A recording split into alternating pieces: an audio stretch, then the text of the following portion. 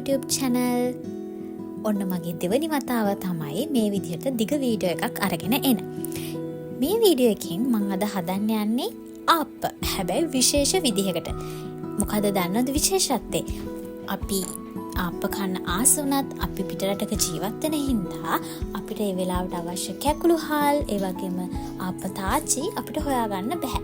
ඉතින් මම හිතුවා මට ආප්ප හදන්න ඕන වුණ වෙලාවේ මං ගාව ගෙදර තිබුණු බාස්මති හාල් වලින් මගේ ගෙදර තියෙන සෝස් පෑන් වල ආප්ප හදන්න try කරන්න. හැබැයි මගේ try කරපු එක සාර්ථක වුණා. සාර්ථක වුණ හින්දා මම හිතුවා ඔයාලත් එක්ක මගේ රෙසිපිය බෙදා ගන්න.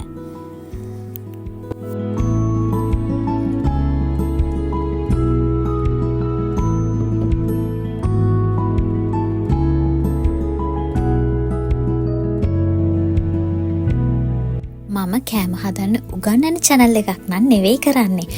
මම කරන්නේ මන් නිවාඩු දවසට මං ආස කෑම හස්බන්ඩ් ආස කෑම හදලා ඒව ලස්සනට වීඩියෝ කරලා මට බලන්න ඔයාලට බලන්න ෂෝට් වීඩියෝ දාන එක තමයි.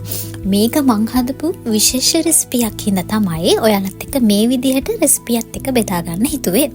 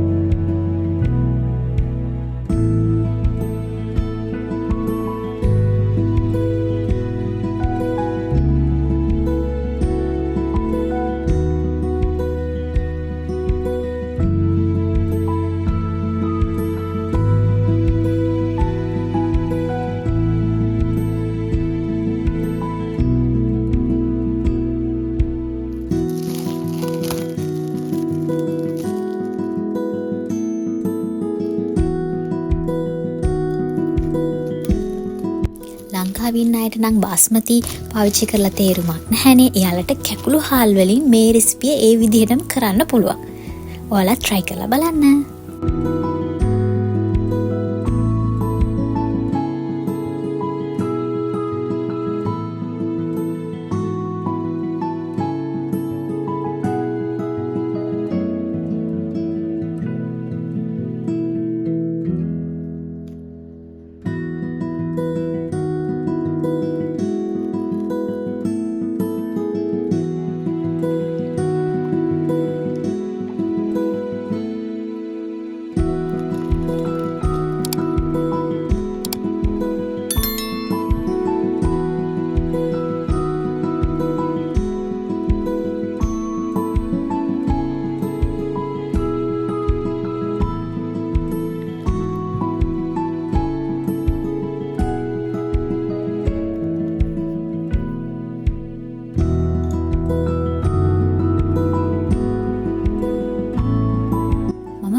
තිබ පරණම සෝස් පෑන් එකක් තමයි මේකට තෝරගත්තේ.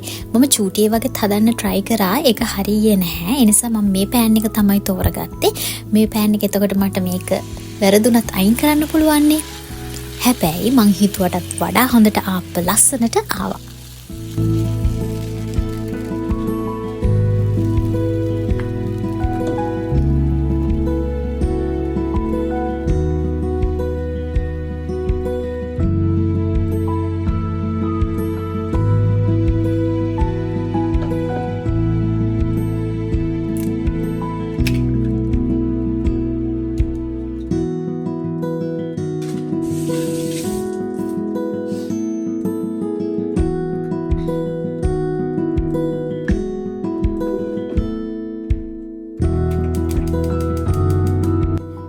වෙලා ඉන්න, මේ වගේ හවසට මේ වගේ දේවල් කන්න ආස හිතෙන අයට ඔයාලා ගාව තියෙන දේවල් පාවිච්චි කරලා මේ විදිහට අපි ආස කෑම හදාගන්න පුළුවන්.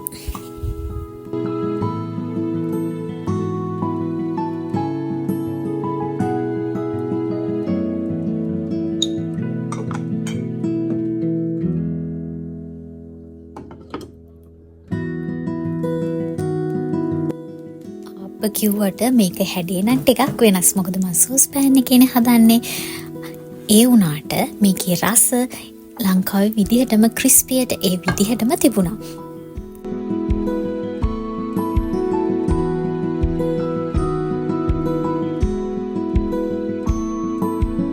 මේක තමයි මං දිගට කරපු දෙවනි වීඩියෝ එක.